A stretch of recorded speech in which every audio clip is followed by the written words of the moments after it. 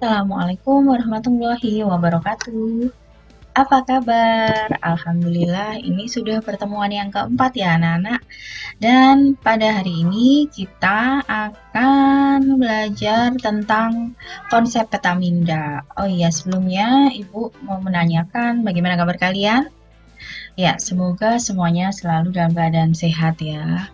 Baik, seperti yang sudah kalian baca ini, kita akan belajar tentang peta minda atau mind map. Nah, sebelumnya, kalau kemarin kita sudah belajar tentang flowchart, bagaimana menggunakannya, kemudian kita terapkan ketika kita mencari solusi sebuah masalah, kemudian solusi itu kita tuangkan dalam flowchart. Nah, untuk sekarang kita akan belajar bagaimana menggunakan mind map. Seperti yang kita ketahui, kalau kita atau kalian pasti semuanya punya tujuan hidup, punya tujuan untuk apa sekolah, atau punya tujuan dalam 1 minggu ke depan atau 1 bulan ke depan targetnya apa. Nah, kalau kita sudah menentukan tujuan, misalkan, oh saya punya tujuan dalam 1 bulan ini tabungan saya harus sudah cukup, saya ingin membeli HP baru misalkan dalam 1 bulan atau dalam 2 bulan katakanlah ya. Dalam 2 bulan saya ingin membeli HP baru. Nah, berarti dalam 2 bulan ini kita harus menentukan langkah bagaimana agar kita bisa mendapatkan HP yang baru. Kita tulis sentral topiknya berarti adalah ingin punya HP. Nah, maka langkah-langkahnya kita tentukan. 1. Menabung, 2. Tidak banyak jajan, 3. Menghemat pengeluaran, dan yang lainnya. Itu contohnya aplikasi penggunaan peta minda dalam kehidupan sehari-hari. Baik, kita akan langsung mulai ya anak-anak. Oke. Ya, apa itu peta minda? Seperti yang tadi Ibu ceritakan di depan ya, ilustrasinya seperti itu. Jadi kalau kita punya tujuan, kita bisa gambarkan dengan peta minda. Atau peta minda ini juga bisa kita gunakan untuk menjabarkan suatu topik, suatu tema, suatu materi yang kita rasa agak sulit gitu. Nah, ini pengertiannya. Peta minda adalah cara untuk mengorganisir ide atau gagasan secara visual. Dapat membantu siswa dalam memecahkan informasi yang rumit, menghafal informasi, dan melihat hubungan antara berbagai ide dan gagasan. Coba dilihat di gambar ini. Sentral topiknya atau topik utamanya adalah binatang atau hewan. Nah, ini dibagi menjadi beberapa jenis binatang. Ada unggas, amfibi, reptil, pisces, dan mamalia. Lalu masing-masing diberikan contohnya. Mamalia contohnya paus dan seterusnya. Ya, kita perhatikan gambarnya sejenak. Oke, ya. Jadi di sini mengorganisir jenis-jenis binatang. Contohnya seperti ini. Lanjut. Lalu manfaatnya apa? Kenapa kita menggunakan peta minda? Yang pertama, dengan peta minda ini akan merangsang bekerjanya otak kiri dan otak kanan secara sinergis. Jadi ketika kita menghafal sesuatu dengan menuliskan, dengan menggambarkan, maka kreativitas dan nalar kita akan berjalan secara bersama-sama. Yang kedua, membebaskan diri dari seluruh jeratan aturan ketika mengawali belajar. Contoh ketika kalian mau ulangan, kalian harus menghafal. Akan lebih mudah kalau kalian coba dengan menggunakan peta minda ini. 3. Membantu seseorang mengalirkan gagasan tanpa hambatan. Jadi kita bisa langsung menuliskan gagasan ide kita apa, kemudian tujuannya apa, lewat mana, itu langsung kita tuliskan. Yang keempat, membuat rencana atau kerangka cerita. Sudah paham ya? Yang kelima, mengembangkan sebuah ide. Kemudian membuat perencanaan sasaran pribadi seperti tadi, kalau kita punya HP, kita mulai dengan menabung dan seterusnya, contohnya. Yang ketujuh, meringkas isi sebuah buku. Dan yang terakhir, peta minda ini tentu saja menyenangkan dan mudah diingat karena bentuknya tidak tidak harus dengan bentuk yang tertentu, tidak seperti flowchart kemarin, simbolnya kan sudah ditentukan. Tapi kalau peta minda ini kita bebas membuat bentuk peta minda yang seperti apa. Oke, kita lanjutkan langkah menyusun peta minda. Sekarang kita langkahnya bagaimana? Peta minda itu seperti apa? Apakah langsung kita mulai dari pinggir, dari tengah, atau bagaimana? Yang pertama, langkahnya kita buat dulu topik utama atau judul, akan di tengah. Oh ya, gambar yang di sini adalah pembuatan peta minda menggunakan aplikasi ya. Jadi ada satu aplikasi yang bisa kita gunakan untuk membuat peta minda baik di komputer maupun di Android. Namanya nanti Xmind atau Mind atau banyak sekali ya. Bisa nanti coba kalian cari di Play Store. Xmind. Kemudian ini ya, lanjut di sini rencana bisnis misalkan topik utamanya. Kemudian yang kedua kita buat cabang utama. Dari rencana bisnis ini cabangnya apa? Ada pemasaran, tentu saja ada penjualan, produk yang akan dijual, administrasi, dan keuangan. Yang ketiga, ya, langkah yang ketiga, kembangkan cabang utama. Nah, tadi ya dari cabang utama dikembangkan. Kalau sudah level yang kedua, kemudian level ketiga dari produk. Tadi rencana bisnis, kemudian produk, administrasi, dan seterusnya. Nah, kita lihat produknya apa, investasi, saham, penghasilan. Coba diamati dulu ya. Lanjut. Keunggulannya apa? Keunggulan Petaminda. Kenapa kita memilih menggunakan Petaminda ini untuk belajar misalkan? Karena bisa memberi pandangan menyeluruh pokok masalah atau area yang luas. Seluas apapun temanya itu bisa kita gambarkan melalui peta minda.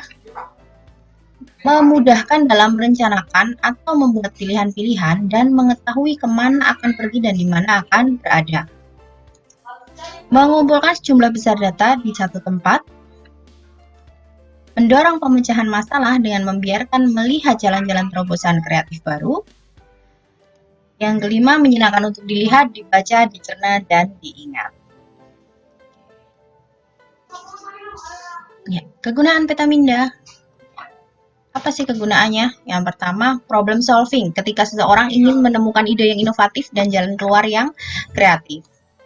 Yang kedua, memorizing. Ketika seseorang ingin mengingat informasi secara efektif dan efisien. Artinya, sekalipun ada dalam tekanan, tetap saja dia dapat mengingat informasi itu dengan baik jika menggunakan Petaminda. Goal setting. Ketika seseorang ingin menetapkan sebuah tujuan dan langkah-langkah untuk mencapainya. Tujuan seperti tadi ya, tujuannya apa? Kemudian yang keempat ada planning, perencanaan. Ketika seseorang berpikir untuk mengubah karir atau memulai usaha baru. Nah, ini kita menggunakan Petaminda.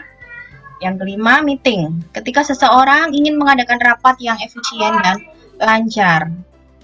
Nah, lalu di sini ada beberapa jenis model visualisasi untuk membuat Petaminda atau bentuk-bentuknya ya. Kita bisa buat yang pertama circle map. Kita bisa buat Petaminda bentuk seperti ini. Kemudian yang kedua ada bubble map. Bentuknya seperti bubble yang saling terhubung. Boleh seperti ini ya. Yang ketiga kita boleh membuat double bubble map atau peta gelembung ganda. Dimana kalau yang tadi hanya single bubble map, kalau yang ini dua tapi saling terhubung. Kalau double ini biasanya untuk membandingkan dua tema yang hampir sama gitu. Tapi ada persamaannya, tapi mempunyai juga perbedaan. Contoh, perbandingan ekosistem di padang pasir dengan di lautan. Sama-sama di air, misal, atau maaf, sama-sama di situ ada hewan, ada tanaman gitu. Tapi beda lingkungan tentu saja.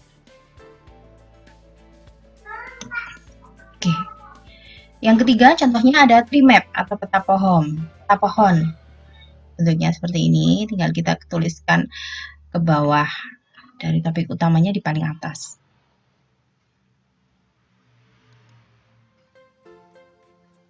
Kemudian yang kelima, brace map, menganalisis objek fisik. Untuk menganalisis objek fisik contoh seperti ini brace map. Komputer terdiri dari CPU, monitor, keyboard. Masing-masing dijabarkan lagi bagian-bagiannya dan seterusnya. Oke, bentuk yang selanjutnya ada flow map atau peta aliran. Nah, seperti ini ya, silakan diamati. Oke.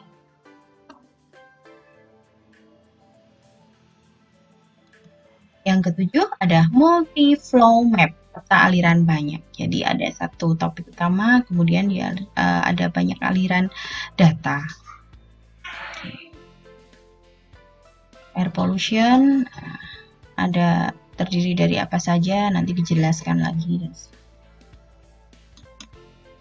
Yang terakhir ada bridge map atau peta titian. Bentuknya seperti ini. Ada garis dan ada kurva lancip di sini yang terhubung. Dari apa ini? Buah-buahan ya, ada orange, kandungannya apa, ya, kacang kandungannya apa, dan seterusnya. Oke, itu tadi 8 model peta minda yang bisa kalian gunakan, pilih salah satu, atau mau membuat sendiri yang tentunya berbeda dengan itu boleh. Prinsipnya ada topik utama, dan kemudian dijabarkan. Nah, sekarang kita langsung ke kegiatan nih. Carilah sebuah ide usaha kecil yang dapat dilakukan di lingkungan tempat tinggal. Apalagi sekarang pada saat masa pandemi ini, pasti banyak sekali ide-ide usaha kreatif yang bermunculan. Karena orang cenderung tidak ingin keluar rumah dan hanya maunya berbelanja dari rumah. Nah, ini bisa dijadikan peluang usaha untuk kalian. Tuangkan idemu dalam bentuk peta minda atau mind map. Bebas memilih bentuk peta minda yang digunakan. Kemudian, boleh dalam hal cara memulai usaha produksi barang atau jasa, atau proses pembuatan produk usaha atau jasa. Jadi, bebas mau usahanya berbentuk jual produk atau jasa. Misalkan cuci motor, itu termasuk jasa. Kalau produk misalkan membuat kue bolu, membuat kue donat, dijual, nah itu produk. Kemudian, gambar peta minda di buku tulis, ya. Lalu foto dan kirimkan melalui Google Form yang tersedia di Google Classroom Komdik hari ini. Contohnya, ini Ibu buatkan contoh kita menggambar peta minda di buku tulis. Seperti ini, misalkan ini ya, ada ternak kambing. Kita mau usaha ternak kambing. Nah, yang perlu dipikirkan dari ternak ini apa saja? Dananya bagaimana, kandangnya bagaimana, jenisnya apa saja, nanti yang mau kita ternakkan jenis apa saja, kemudian pakannya dari mana ya, macam pakannya apa saja, kemudian kita jabarkan. Oke, sudah jelas ya? Baik, selamat melakukan kegiatan selanjutnya. Terima kasih, tetap sehat, tetap semangat. Wassalamualaikum warahmatullahi wabarakatuh.